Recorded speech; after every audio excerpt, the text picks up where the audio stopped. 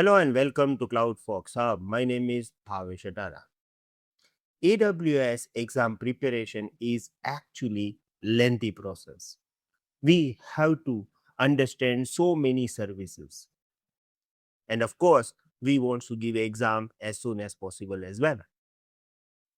Now, during this learning process, we are skipping so many topics. We are thinking that, okay, it's very easy. I can understand this. There is no need to worry about it. And we are skipping this specific topic.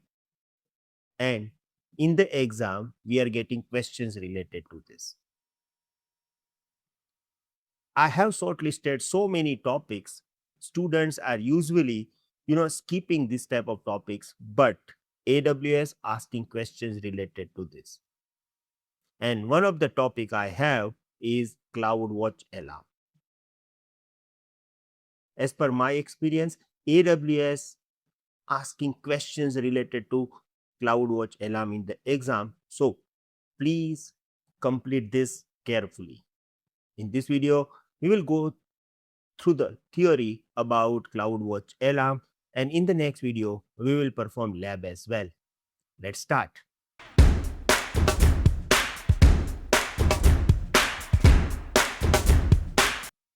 I'm going to start with introduction.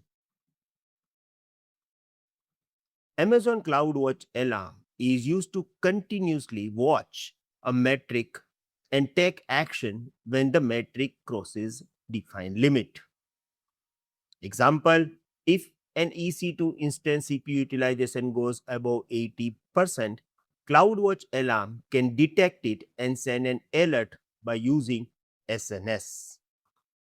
AWS describes CloudWatch Alarm as a way to monitor metrics and react when alarm state change happens.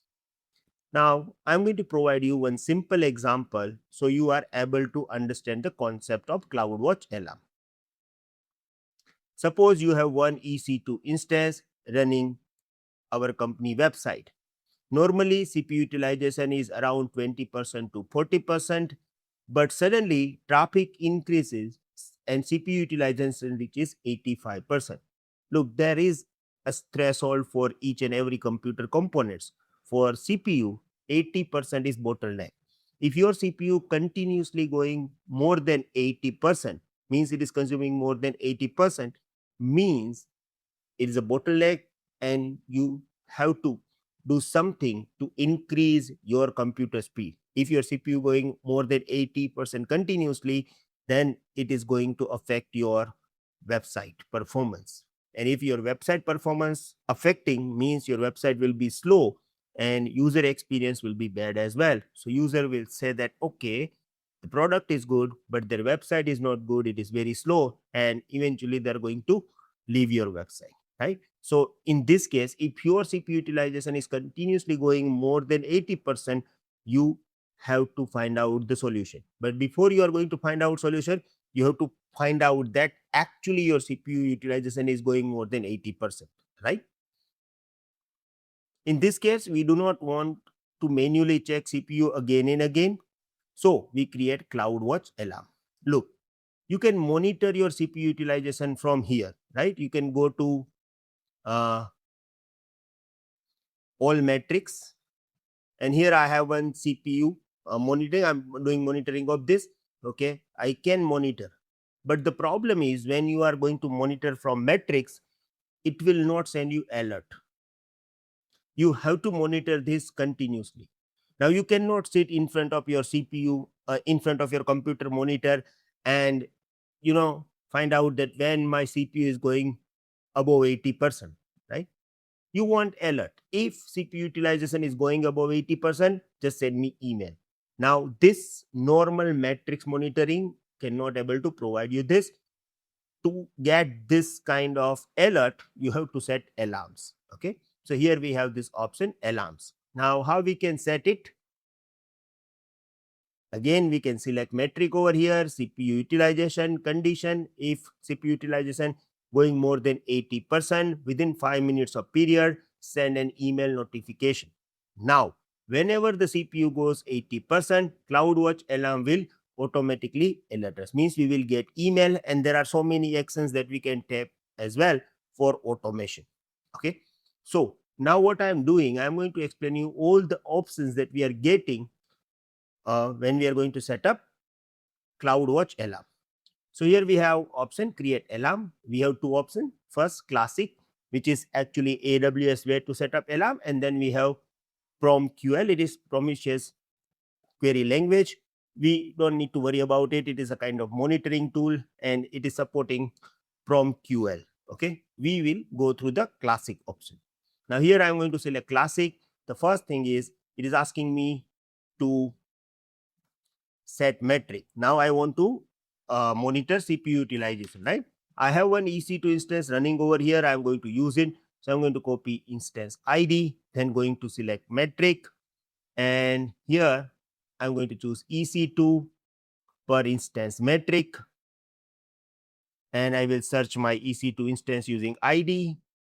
Here I'm getting list. I want to monitor CPU utilization. So I'm going to select this and select metric. Now, once you select your metric, you will get all these options. Okay, understand all these options step by step, because these options are really very important. The first thing we are getting over here is statistic and period. I'm going to explain you all these options step by step. So metric, we already discussed about it. A metric is a data that CloudWatch monitor. In our case, we are actually monitoring CPU utilization of our this particular EC2 instance. Example, CPU utilization tells us how much CPU an EC2 instance is using. Now we are getting statistics and period. So statistic tells CloudWatch how to calculate the metric value.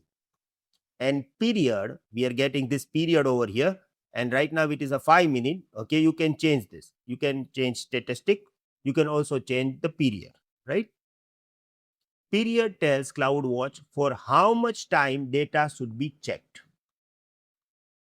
If statistic equal to average and period equal to 5 minutes, CloudWatch will calculate the average CPU utilization for every 5-minute period. Look, if you are going to monitor your CPU utilization, you should not monitor for a sudden rise. Okay, for example, if I have my Windows computer and if I'm going to open too many applications together for 2 minutes, it can go up to 85%, 90%. Then it will come back to normal. Okay, so we don't want to monitor sudden spike. We want to monitor carefully. If my CPU utilization continuously going more than 85%, then we are considering it as a problem. Okay, so here this will be useful because sudden spike can happen. Okay, we don't want continuous spike. So here static and period will help us. How? Let's understand with example. Average calculation with period. Look, for first minute my CPU utilization is 40%, second minute 60%, third minute 80%, fourth minute 90%. Now it is going more than 80%. Okay, and fifth minute 30%. Now CloudWatch will calculate an average because we choose average over here, right? If we count this, here we have 40 plus 60 plus 80 plus 90 plus 30 equals to 300. 300 divided 5. Why? Because we have 5 minutes, so 60%. So for the 5-minute period, CloudWatch will consider CPU utilization as a 60% average, even though at 4 minutes it is 90%, but it was sudden spike. Then if you count 5-minute average, it is just 60%. In this case, there will be no alarm. Okay, so it will going to provide you some accuracy. Now here I am going to go with the default one for EC2 instance. It is the best. There are some other options that you can use to monitor other services. For CPU, for EC2 instance CPU, this is actually the best option. Now here we have threshold type. Okay, let's understand this. So we have two options. One, we call it threshold type, and then we have conditions. So threshold type means how CloudWatch should decide the alarm limit. And conditions means how CloudWatch should compare the metric value. I'm going to give you proper detail about it. The first we are getting is static. Now look, here we have this option static. Static means we manually define a fixed value as the alarm threshold. Example, CPU utilization greater than 80%. This means whenever CPU goes above 80%, the alarm condition will match. So I'm just going to choose this static greater than 80%. Right? So whenever my CPU utilization will go greater than 80%, it is going to trigger alarm. Sometime you want for a minimum as well. If my CPU utilization going less than 20%, send me alert. So you can create another alarm. Here you will set lower and then you can set 20%. So if your CPU utilization going more than 80%, you will get alert. If your CPU utilization going less than 20%, you will get alert. So in this case, you have to set up two different alarm. Okay. So that's simple. Now here we have anomaly detection. Now this is actually very interesting. Anomaly detection means CloudWatch automatically learns a normal behavior of the metric and alert when the value goes outside the expected range. Example, if your CPU normal stays between 20 to 50% but suddenly goes 75%, CloudWatch can treat it as an unusual behavior. Anomaly detection means CloudWatch uses past metric behavior to detect unusual changes automatically. Now look, here we are getting this. Outside of band, greater than the band, and lower than the band. Now band will be decided by CloudWatch. Okay, we are not going to give any values over here. Okay, so here I just give you example, 20 to 50% is a normal utilization of my CPU. So CloudWatch will decide this from the past data and it will find out that okay, 20 to 50% is our band. If it is going above the band, then it is going to send the alert. Same way, lower the band, it is going to send the alert as well. So keep this in mind. Anomaly detection is one of the most important part. Okay. Now here, when you choose static or even in the anomaly detection, you will have a data point to alarm. Okay. I'm going to talk about this. Now before I'm going to talk about this, let's understand we have CPU utilization, average 5 minute, static greater than 80 means if my CPU utilization is going above 80%, I want alert and the data point alarm is 1 out of 1. Okay. So let's understand data point. Now I already provided you anomaly detection details, so I'm not going to read. Data point to alarm. Data point to alarm means how many times the metric value must cross the threshold before CloudWatch changes the alarm state to alarm. Now I'm going to give you example. Keep this in mind. In the starting of this video, I said you that they're asking question related to CloudWatch Alarm, and I'm talking about this data point to alarm. Okay, in most of the interview, they can ask question related to this as well because students don't care about these small options and they can find out the detail about like you are learning properly or not. So keep this in mind. It's actually tricky thing. Okay, now default 1 out of 1. Look here. Thanks for watching.